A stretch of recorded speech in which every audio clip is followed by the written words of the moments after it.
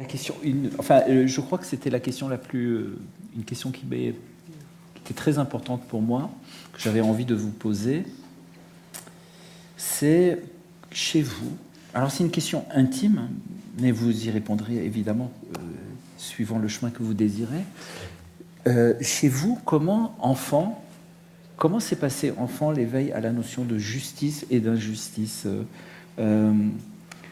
Je sais par exemple qu'une des choses qui m'a tiré les larmes des yeux quand j'étais enfant, c'est je pense que je l'avais lu, on me l'avait lu, c'est dans Les Misérables, lorsque on attrape Jean Valjean au début, et les policiers découvrent, enfin les gendarmes découvrent dans ses affaires ce qu'il a, la coupe qu'il avait volée au curé qu'il avait si accueilli, oui. Voilà, hospitalièrement accueilli. Et puis il le ramène donc au curé et les gendarmes disent voilà, regardez ce qu'on a trouvé chez ce voyou. Et puis il sort, et puis Jean Valjean a ce regard où il voit bien qu'il est pris complètement en flagrant délit. Et puis le curé, il dit mais Jean, enfin monsieur, je sais pas comment il l'appelle, mais je vous avais donné les deux. Pourquoi vous n'en avez pris qu'un? Vous êtes vraiment trop bon. Voilà, je vous le redonne. Je suis content qu'on vous ait ramené au moins pour ça. Pourquoi vous n'avez pas pris les 2 coupes que je vous avais offertes? Et ça, je pense, moi, quand j'avais lu ça pour la première fois, quand j'avais découvert ça, ça m'avait profondément ému, profondément touché. Dans le rapport justement de justice et d'injustice, il a commis un geste injuste, et puis voilà qu'il est en une phrase, non seulement consolé, je dirais, mais transformé. Et Jean Valjean devient Jean Valjean. D'une certaine manière, je pense que l'enfant a un cœur très sensible à ces questions-là. L'enfant de 6 ans, de 5 ans, de 7 ans. Comment ça s'est passé chez vous, cette découverte de la notion de justice, d'injustice? Et comment s'est passé le chemin qui vous a fait faire ce choix de devenir ce que vous êtes? Et comment se fait ce chemin-là? Et après avoir été... Enfin, vous avez été très proche du monde politique. Est-ce que cet enfant que vous avez été a été désenchanté par le monde politique, par le fait qu'il n'a pas réussi à transformer le monde que vous vouliez transformer? Ou au contraire, est-ce que vous pensez que le plus de choses possibles ont été faites? Est-ce qu'il y a eu des enchantements par rapport à l'enfance, ou au contraire, combat, bataille? Le regard qu'on porte sur soi est toujours un peu compliqué et un peu biaisé, en tout cas. Mais chacun, je crois, d'entre nous a en effet eu un jour, à l'âge que vous avez dit, des lectures comme ça qui l'ont bouleversé. Hein. Moi, j'étais pas assez intellectuel pour Les Misérables, mais c'était Hector Malot qui, sans famille, etc. Enfin, tout. Moi, j'étais dans une famille sage, et donc Victor Hugo était un peu gauchiste, et donc on préférait Hector Malot, mais qui était en réalité plus socialiste que Victor Hugo encore, mais on ne le savait pas sans doute chez moi. Donc Sans famille, oui, j'ai pleuré sur Sans famille. Bon. Il y a les lectures qui vous forment. Je crois que j'étais un enfant qui lisait beaucoup, c'est ce qu'on me disait. Mais il y a aussi les faits de la vie. Alors, moi, j'étais dans une famille, je l'ai dit, sage et rangée. J'habitais plutôt des quartiers, les beaux quartiers, comme disait Aragon. Et un jour, c'était déjà beaucoup plus tard, ça. Je crois que je devais avoir 14 ans ou 15 ans. C'était en 1961, le soir, tard. On a entendu une espèce de mouvement dans la rue. Et c'était des malheureux Algériens qui venaient de Nanterre à l'appel du FLN, le 17 octobre, pour manifester pour la paix en Algérie dans Paris. Un Paris qu'ils ne connaissaient pas. Ils se retrouvaient là sans l'avoir voulu, pourchassés par des gendarmes mobiles.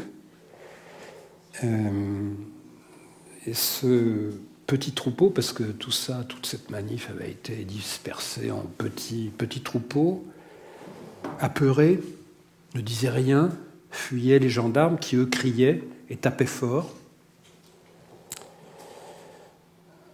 Et ça, sans forcément comprendre le sens tout de suite, ça impressionne beaucoup. Et les jours d'après, nous habitions pas très loin de la Seine, et j'ai vu le premier cadavre de mon existence, en dehors de ma grand-mère qui était morte, qui était quelqu'un qu'on avait repêché dans la Seine à la suite de cette manifestation, puisqu'on sait très bien qu'on a jeté un certain nombre de gens à la Seine. Voilà, donc ce sont des événements aussi qui avec les lectures, éveillent beaucoup, parce qu'on se pose des questions à laquelle la famille ne peut pas répondre, parce que les sentiments sont tellement forts aussi qu'on ne peut pas les dire à ses proches. Hein, vous avez parlé d'enfermement au sein de la famille. Bon. Mais ce sont des questions des situations en tout cas marquantes, je pense. Bon, puis après, il y a venu d'autres choses, l'aide d'autres personnes aussi. J'y reviens pour éveiller des consciences. Il y a les bouquins, mais il y a aussi les rencontres qu'on fait, qu'on choisit de faire ou de ne pas faire. Ça, c'est donc une évolution, comme beaucoup de gens de ma génération. Et pour fixer un peu les âges, c'est absolument effrayant d'y penser.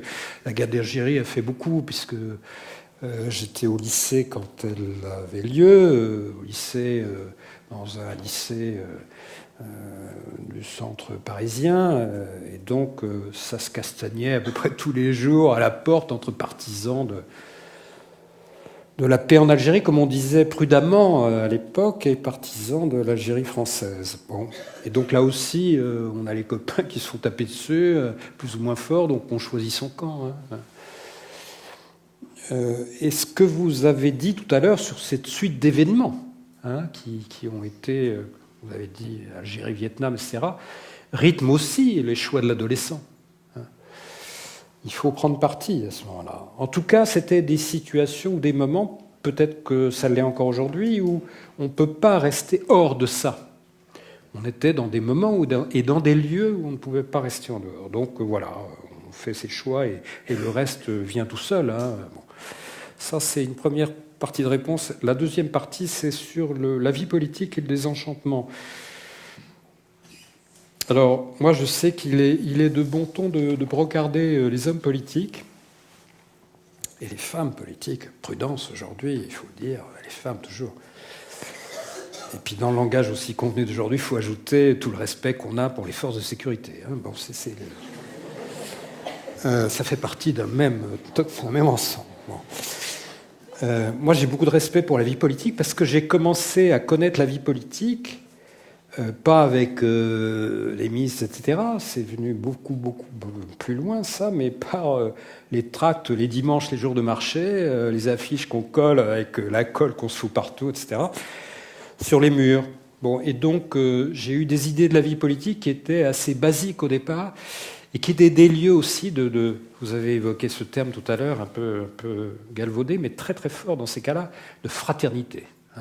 Fraternité de lutte pour quelque chose auquel on croit tous, dans des conditions souvent inconfortables, les pots de colle, je l'ai dit, les vieilles bagnoles, les inconforts de circuler au milieu de la nuit pour essayer d'éviter les flics, et puis les gars de l'équipe adverse qui collent aussi. Bon. Donc tout ça, ça forge quelqu'un quand même, je ne dis pas ça de moi. Et donc j'ai eu de la vie politique un aperçu qui était plutôt très, très personnalisant. Alors après, c'est venu très très longtemps après, ça, l'apparat, la vie politique, les heures de la République, comme on dit, qui sont largement illusoires. Parce qu'on voit que ça à la télé, les tapis rouges et les gardes républicains dessus. Bon. Et puis après, on découvre que derrière, c'est comme les décors de théâtre, quoi. Bon. Il faut arracher je ne sais quel crédit pour avoir des rames de papier en nombre suffisant, etc. Je ne participe pas au concert de discrédit des hommes et des femmes politiques. La plupart d'entre eux que j'ai connus sont des gens qui n'ont pas manqué ni à la droiture, ni à la vérité. Ils ont fait ce qu'ils ont pu, dans les limites extrêmes d'un pouvoir qui aujourd'hui se dissout dans un tas de choses, la mondialisation, les médias, etc. Tout ça étant aussi un enfermement terrible. Mais je peux lui rendre hommage. J'ai eu la chance d'approcher Jacques Delors. On n'a pas tous les jours la chance d'approcher des gens comme ça. Donc je me suis pas plaint. J'ai eu un autre ministre aussi qui était très très bien. Voilà. Et tous ces gens-là m'ont appris aussi beaucoup de choses. Moi, j'ai travaillé avec un ministre de l'Intérieur qui était un des rares hommes politiques à lire énormément. Bon, ça fait plaisir, Jean Valjean, etc. Mais pas seulement. Donc, moi, j'ai trouvé beaucoup de gens bien supérieurs à ce qu'on en disait d'habitude. Voilà. C'est pas du tout habituel ce que je dis là, mais je manquerais à la vérité de ne pas le dire. Et enfin, moi, je crois encore beaucoup à la vie politique basique. Je crois encore beaucoup à... Alors, j'ai bien entendu ce que vous avez dit. Engagement, ébranlement, peu importe, mais je crois beaucoup à la chose collective. Et si je parlais de ma crainte de l'individualisme tout à l'heure, c'est bien à cause de ça. Je ne voudrais pas que dans un planète Terre qui est en effet un peu menacée, il y a des planches de salut individuelles. Moi, j'ai envie de prise en charge collective. Et je crois encore beaucoup à ça.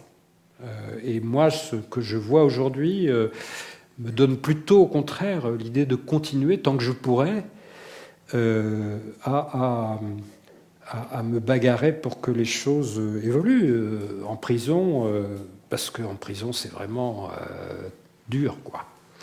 Donc on a envie que les choses changent, mais ailleurs aussi. Alors ça, c'est mon regard à moi, dont j'ai dit qu'il était biaisé. Alors pour être très, très franc, faut que je pense aussi au regard que mes enfants ont sur moi. Ah, c'est assez différent.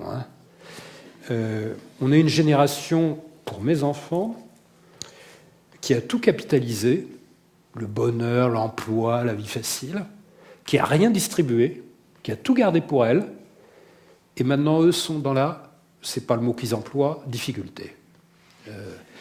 Mes enfants ont galéré, certains d'entre eux encore aujourd'hui, et ils nous font le procès de qu'est-ce que c'est que vos histoires de vouloir changer le monde? Vous n'avez rien changé du tout, c'est un peu ce que vous disiez tout à l'heure dans d'autres formulations. Et vous êtes la cause de la galère qu'on vit aujourd'hui. Bon. Alors évidemment, ça me déstabilise un petit peu. Et je n'ai pas de réponse à ça, honnête. Honnête. Je n'ai pas de réponse. Je crois que je suis sincère en disant qu'on a essayé au maximum de changer les choses. Je suis en effet navré de constater que, comme disait le cinéaste italien, c'est plutôt le monde qui nous a changé que nous qui avons changé le monde. Enfin, j'espère que la première partie de la phrase n'est pas vraie. Que le monde ne nous a pas trop changé. Mais en tout cas, nous n'avons pas réussi à changer le monde autant que nous l'aurions voulu, et que donc nous sommes co-responsables d'une série de difficultés aujourd'hui. Bon, est-ce qu'il faut dire voilà, c'est comme ça? Non, c'est pas comme ça. Il faut continuer à se bagarrer et montrer à nos enfants, si possible, que même dans cette analyse-là, ils font un petit peu d'erreur. Voilà ce qu'il nous reste à faire.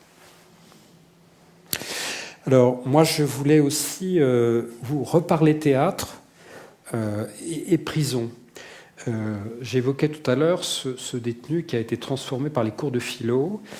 Une autre possibilité d'expression de soi formidable, c'est le théâtre en prison. Et on a une série d'expériences bien identifiées, bien connues, où des détenus ont pu jouer un rôle, etc., à la façon dont un film célèbre a montré des gamins de banlieue jouant Marivaux. Bon. Et ça les a aussi transformés pour la raison que j'indiquais tout à l'heure, expression de soi. Est-ce qu'on peut faire plus? D'abord, est-ce que vous partagez cette idée-là, que le théâtre peut apporter beaucoup? Peut-être plus que l'expression de soi aussi, l'expression de soi qui tend à l'universalité, comme vous avez très bien expliqué tout à l'heure. Et puis, est-ce qu'on peut, de votre point de vue d'homme de théâtre, accroître un peu ces expériences, faire en sorte qu'elles se multiplient, et puis, pourquoi pas espérer que la parole des détenus change aussi un peu le théâtre? Alors, je crois que c'est absolument fondamental que la rencontre entre un des espaces de liberté liés à la parole qui est le plus grand qui existe, parce que faut rappeler une chose, c'est que le théâtre est le seul endroit où des individus qui vont mourir parlent devant des individus qui les regardent, qui eux aussi vont mourir. C'est ça l'art. Quand on dit l'art vivant, c'est pas une image de style, c'est vrai. Quand vous allez au cinéma et que vous regardez, je sais pas, un film avec Humphrey Bogart, il est mort, Humphrey Bogart. Au théâtre, non, tout le monde est contemporain de la même journée. C'est pas rien. C'est quand même dingue. Là, je veux dire, c'est un peu ça. Dans 100 ans, plus personne ici n'est là. Et d'autres seront à notre place. C'est dingue quand on conscientise ça. Et nous sommes pourtant réunis autour de le fait de parler. Là, nous ne sommes pas en train de vous faire notre numéro de danse synchronisée que nous avons beaucoup répété ensemble. C'est pas ça. Nous sommes en train de parler. On ne fait que ça. Or, quels sont les autres endroits où l'on parle, où des vivants qui vont mourir parlent devant des gens qui vont mourir? Eh bien, mettons, c'est les meetings politiques. Mais meeting politique, quelqu'un essaye au fond de convaincre ceux qui l'écoutent de voter pour lui. Je fais court. L'autre endroit où des vivants qui parlent devant des vivants qui parlent, c'est dans les lieux de culte. Mais là aussi, celui qui parle essaye de confirmer ou de convaincre ceux qui l'écoutent de croire en quelqu'un. Il y a un autre endroit, c'est les supermarchés, où vous avez un vendeur qui vante devant des... Donc le vendeur va un jour mourir, et il vante devant des gens qui vont mourir les qualités d'une machine à laver. Eh bien, il a quand même un but, c'est qu'on achète cette machine à laver. Le seul endroit, quand c'est bien fait, le seul endroit où des vivants qui vont mourir parlent devant des vivants qui vont mourir sans autre but que d'être le lieu d'où l'on voit, ce qui est étymologiquement le vrai sens du mot théâtre, c'est le théâtre. Quand vous voyez une pièce de théâtre, ceux qui sont en train de jouer, quand c'est bien fait, n'ont pas d'autre but que de se poser la question, mais comment vivons-nous ensemble? Qu'est-ce que c'est vivre ensemble? Il n'y a pas d'autre but que ça, et ça se fait contemporain les uns des autres. Alors, que ce lieu de liberté puisse s'ouvrir et s'ouvrir dans tous les sens du terme, c'est-à-dire lui s'ouvrir et faire en sorte qu'il s'ouvre à ceux qui sont privés de cette liberté-là, c'est absolument vital pour une société. Et que cela se fasse par des rencontres comme celle-là, que cela se fasse par des présentations de pièces à l'intérieur des prisons. Je me souviens, il y a pas très longtemps, il y a 6 ans, nous avions été jouer le 3e acte des Justes de Camus à la prison des femmes de Rennes, une prison de très longue peine, devant des femmes qui nous ont écoutés et où nous devions dire des phrases. Moi, je faisais un personnage qui fait le choix de l'attentat terroriste et qui dit à un moment donné « Nous sommes tous des assassins ». Mais certains, nous sommes tous des assassins, seulement certains choisissent de l'être et d'aller jusqu'au bout. Dire une phrase pareille, dans un lieu pareil, devant un public pareil, on tremble. J'ai vu arriver la phrase, et j'ai pris conscience que j'allais dire cette phrase, et j'ai fait... Je ne sais pas comment je vais dire cette phrase. J'avais l'impression que le lieu allait exploser. Vivre une expérience pareille, à la fois pour eux, pour elle, dans ce cas-là, et pour nous, c'était absolument vital. Et il faut multiplier ces rencontres. Tout comme trouver, selon des modes, par la loi, par l'organisation de la loi, la possibilité de faire en sorte que ceux qui sont dans les prisons puissent sortir pour aller au théâtre, ne serait-ce que pour visiter un théâtre, voir qu'est-ce que c'est être machiniste, qu'est-ce que c'est être éclairagiste, qu'est-ce que c'est, de quelle manière nous, au théâtre, nous accueillons parfois des gens pour la question de réinsertion sociale à travers justement les métiers, parce qu'au théâtre, il y a tous les métiers, il y a des menuisiers, il y a des forgerons, il y a tous les métiers, il y a tous les métiers pour faire un décor, on ne se rend pas compte. Mais dès qu'il y a une pièce de théâtre, ça fait travailler plein de gens. Pas seulement ceux qui font le spectacle. Il y a ceux qui construisent le décor, il y a ceux qui fabriquent les vis qu'on va utiliser pour visser le décor, il y a les costumes, les tissus. C'est fou, c'est une usine. Hein. Et on a besoin... Et le théâtre, ça vient des bateaux. Il y a encore les termes des marins pour parler de la manière avec laquelle on fait monter, descendre toute la machinerie du théâtre. C'est comme un bateau. Et quand un spectacle commence, nous montons en bateau. Et les marins, on sait bien, viennent de ce monde-là, le monde des exclus, entre guillemets. Et le théâtre garde encore des traces de ça. Donc je crois, oui, qu'il faut passer par l'insertion sociale auprès des équipes, auprès de ceux qui, sortant de prison, peuvent trouver au théâtre un havre. Et quel endroit de plus on passe notre temps assis autour d'une pièce de théâtre à travailler sur les bas-fonds de Gorky. Eh bien, comme acteur, on passe notre temps à se dire « Ah ouais, ce personnage est absolument formidable ». Eh bien, si ce personnage absolument formidable que je vais jouer vient à rentrer dans la salle de répétition, alors qu'il vient de sortir de prison, je ne vais quand même pas lui dire « Ah non, dehors, je ne vous parle pas, mais qu'est-ce que j'aime mon personnage ?» On ne peut pas être dans cette contradiction.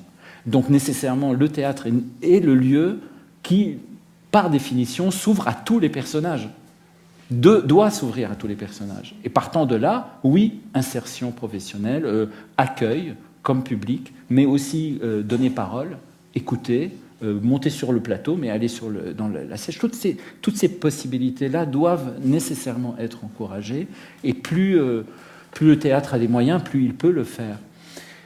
Donc ça, c'est une chose. Maintenant, je voudrais profiter de cette question pour vous parler d'un autre angle, qui est celui du public, maintenant. Moi, j'ai vécu une expérience absolument insensée, avec un prisonnier très célèbre. Un ex-prisonnier, on va dire, très célèbre, puisque au moment où on vit cette aventure, il a fini sa peine. Ce prisonnier très célèbre, chanteur rock de son état, star absolue en France, je l'ai engagé pour faire la musique d'un spectacle qui s'appelle Des femmes. Trilogie de 3 tragédies de Sophocle, Antigone, Électre et les Trachiniennes. Sophocle passe son temps à répéter une chose: ne présume pas de toi, ne présume pas, c'est la première erreur que tu peux faire. Ne dis jamais, moi je ne tuerai jamais personne, c'est le début. Ne présume pas, ne dites jamais qu'un homme fut heureux tant qu'il n'a pas vécu la dernière journée de sa vie. Ne présumez pas. Donc, on fait le spectacle et ça a soulevé un peu moi ce que j'appelle une sorte de vague d'indignation, dont une bonne partie, pas toute la partie, avait des indignations réelles, sincères et profondes qu'on a dû écouter, avec lesquelles on a dû échanger et qui a donné à des fruits à des rencontres extraordinaires. Mais une majorité des indignations, je dirais que c'était des indignations vertueuses. C'est-à-dire l'indignation de ceux qui s'indignent, et s'indignant se rassurent de ne pas être cet assassin-là, parce que justement, on s'indigne.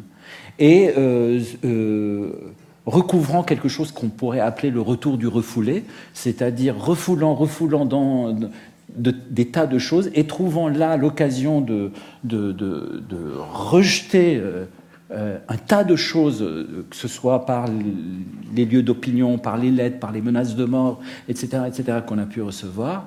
Or, nous jouions Sophocle. Et Sophocle dit « La démocratie, c'est formidable, mais vous allez devoir gérer l'opinion. » Et l'opinion, c'est un vent de sauterelle. Quand elle arrive, couchez-vous, il n'y a rien à faire, il faut attendre que ça passe. Il ne dit pas ça comme ça, mais en gros, il dit ça. Il dit... Ouais, la démocratie, c'est formidable, mais vous allez devoir faire gaffe à l'opinion. évidemment, on est dans un lieu où l'opinion est surmédiatisée par les moyens, les outils que nous avons. Et là, nous avons confronté vraiment quelque chose. C'est-à-dire, OK, donc quoi, la peine de mort ? Donc quoi, la peine de mort ?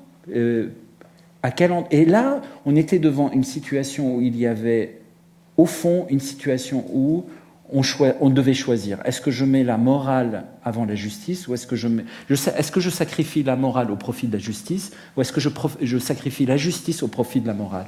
En gros, symboliquement, j'avais tort de faire monter Bertrand Cantat sur le plateau des théâtres et de lui faire jouer le chœur grec et de le faire chanter. Symboliquement, j'avais tort. Mais au niveau de la loi et de la justice, j'avais tout à fait raison. Je n'entravais aucune règle. J'avais le droit de le faire. Donc, est-ce que je sacrifie la justice au profit du symbole, ou au contraire, est-ce que je sacrifie le symbole au profit de la justice ? Je me suis rendu compte que, pour ma part, venant du pays d'où je venais, rien n'était plus important que la justice, puisque c'était un pays qui n'en avait pas. Je viens d'un pays qui a décrété une amnistie qui est devenue une amnésie auprès de tous les assassins que ce pays a produits pendant la guerre civile. Je ne pouvais, et symboliquement, le Liban est très très fort. Il est formidable, mais au niveau de la justice, il n'est pas très fort. Et je ne pouvais pas, à ce moment-là, faire ce choix-là. Mais ça a été pour moi un endroit où, justement, c'est là où je me suis rapproché le plus possible de manière très très près, non pas de la prison, mais de l'après-prison, et auprès d'un prisonnier particulier. Parce que vraiment, être star, c'est une vraie cochonnerie, hein, je le souhaite à personne, vraiment. Voilà, donc je crois que là, il y aurait eu un travail encore plus grand à faire avec le public, de discuter de cette question, de voir ce que cette question posait, à travers des pièces de Sophocle qui justement posent ces questions-là. Donc je pense que c'est dans les deux sens. C'est pas seulement ce que le théâtre peut faire auprès des prisonniers, mais qu'est-ce que les prisonniers peuvent faire auprès du public, et comment le public a à faire un chemin autour de cette question du symbole et de la justice. Ce que vous dites, je complète un petit peu, mais à ma manière, vos propos, par une lecture que j'ai faite il n'y a pas tellement longtemps, qui est un livre qu'un prof de socio a écrit, qui s'appelle « Retour à Reims », oui. Qui est un prof qui a deux caractéristiques. Il est d'origine ouvrière et il est homosexuel. Et il y a à la fin du livre, c'est votre indignation contre Bertrand Cantat qui m'y fait penser, quelques très belles pages où il raconte comment, étant homosexuel, il a été insulté, vilipendé à partir de son adolescence, traité de tous les noms que l'on connaît bien pour qualifier les homosexuels. Et il a dit, moi je me suis constitué, ça rejoint ce qu'on disait tout à l'heure sur l'enfance et l'adolescence, je me suis constitué comme être insulté. Et puis il demande après, mais pourquoi ce discours de haine ? Et il dit, je n'ai pas vraiment de réponse à cette question-là. Et moi, je fais le lien, mais même si vous ne le faites pas, avec la manière dont avec ce que vous avez dit très justement entre la distinction morale-justice. Et je voudrais qu'on regarde bien la manière dont précisément, dont on qualifie les personnes détenues. Ce sont des gens qui ont été condamnés par la justice parce qu'ils ont fait une bêtise, etc. Très bien. Est-ce qu'on doit pour autant les insulter, les vilipender comme on le faisait de cet homme-là homosexuel ? Je n'en suis pas certain. Et donc, je crois que parler de la prison, c'est parler de Bertrand Cantat, en l'occurrence, parler des homosexuels, c'est inventorier nos discours de haine. On a tous, il y a tous des gens qu'on déteste. Vous avez commencé sur ce thème tout à l'heure, de la détestation. Et je crois qu'aujourd'hui, notre monde nécessite qu'on réfléchisse soigneusement à ça, à sa propre attitude, à savoir qui on déteste et pourquoi. Il y a aujourd'hui, dans notre pays, une propagation de discours de haine. Il y a des résultats électoraux qui inquiètent, enfin moi qui m'inquiète en tout cas. Et je crois que des épisodes comme celui que vous racontez comme celui que raconte superbement, lisez ces pages à la fin du bouquin de Didier Ribon, dans son livre, amène à réfléchir.